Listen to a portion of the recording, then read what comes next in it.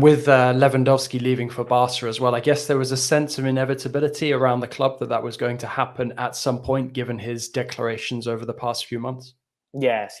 I think this story explains one more time that I say to all the fans that are texting us in the chat and watching us that, guys, you should never trust what directors or managers say during the transfer market, because many times they say something and then the reality is different.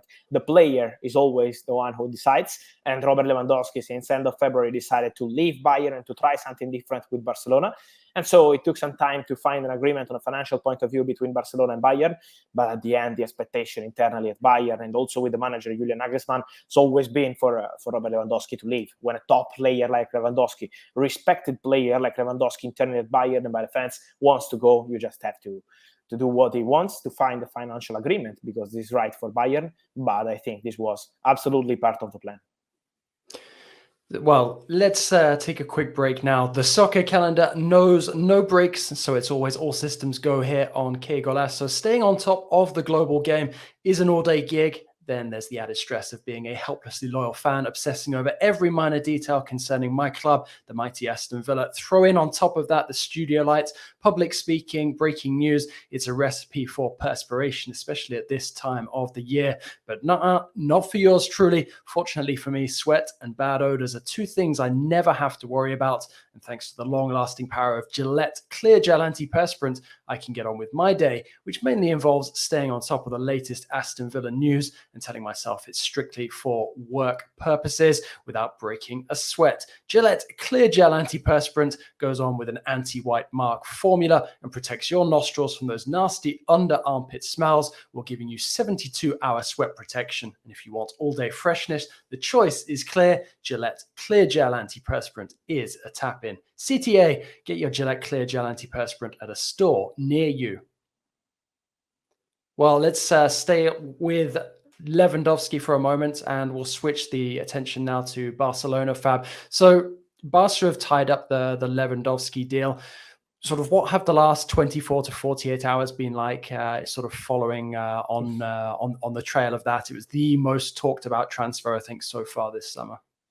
Yes, I think the key day has been Friday, because all the parties have been in direct contact. Barcelona board, Barcelona president Juan Laporta, who in this story has been really important because of his relationship with Pini Zahavi, who is the super agent of Lewandowski. They are big friends since a long time. And so they found an agreement end of February, beginning of March on the contract of Robert Lewandowski, a 3-year deal with an option for further season. So this is how this deal was built between Barcelona and Lewandowski, Barcelona and Pini Zahavi. And then last Friday, they had this direct contact with Bayern. It was a long conversation during the morning, the afternoon to find a way.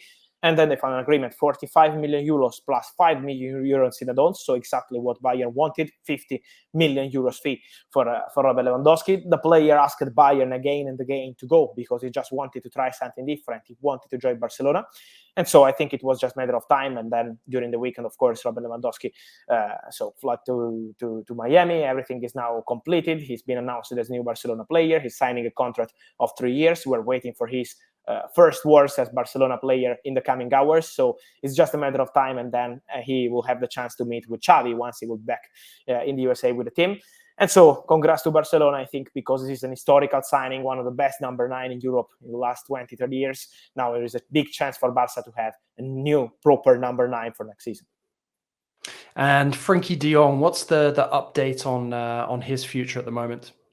Still the same situation. It's always the same. I'm sorry for Manchester United fans and Barcelona fans, but at the moment it's still the same. They have an agreement, Manchester United and Barcelona, 75 million euros plus 10 million euros in add-ons. So between clubs, everything is fine, but not yet on player side, because Frenkie at the moment doesn't want to leave Barca. He wants to continue at Barca. He wants to stay at Barcelona. So Man United are still there. They are still fighting and try till the end to find a solution because they want Frenkie de Jong, as we know.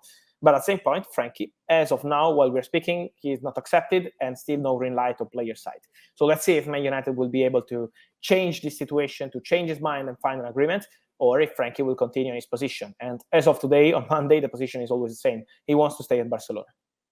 From one Dutch star in Barcelona to another, Memphis Depay, how disposable is he at Barca at this moment in time? And are there any suitors potentially looking at him this summer? Yes, I'm curious to see what happens with clubs, because at the moment there is still nothing advanced between Memphis and any club. Many clubs asking, but Memphis will only accept top clubs, important clubs. So this is the idea on player side from what I'm told.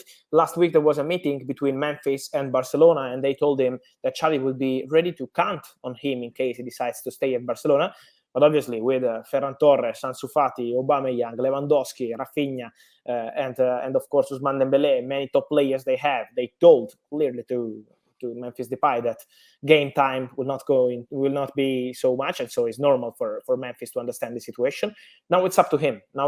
Because Barcelona are open to letting go if he will bring a good proposal, and so Memphis will now decide. Will think together with his family, with his agents. But I think there are chances for him to leave Barcelona this summer. It depends on the proposals because he will only accept really important clubs. But there are chances for Memphis to go. We've talked about one US MNT star in Chris Richards. Now, Serginho Dest, is he safe at the moment at Barca?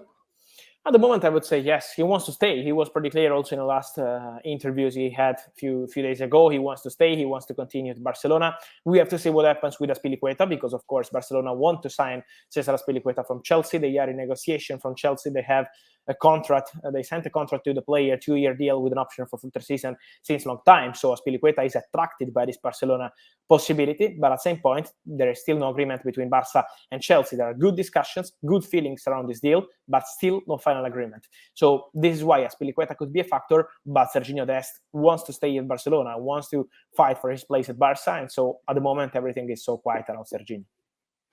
Speaking of Barca and Chelsea, both teams being linked with Jules Kounde, who's leading the race for the Frenchman at this moment in time?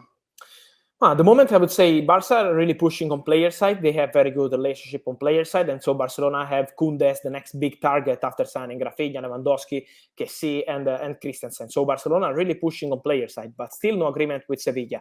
Chelsea, during the weekend, they restarted the contacts with Kounde people and with Kounde's camp. Let me say that last summer, Kounde was one step away from joining Chelsea. So they always had good relationship with Kounde's camp, and they always kept this relationship also in the last few months. Then they decided to focus on Koulibaly as priority. But now it's a real battle between Barcelona and Chelsea. Again, after Rafinha, it's time for Kounde. And Barcelona know that they have to be fast if they want to stay Kounde. They have to be fast in a proposal to Sevilla because Chelsea are restarting the contest. They are again in contact also with Sevilla. And so it's going to be an important week, I think, for Jules Kounde.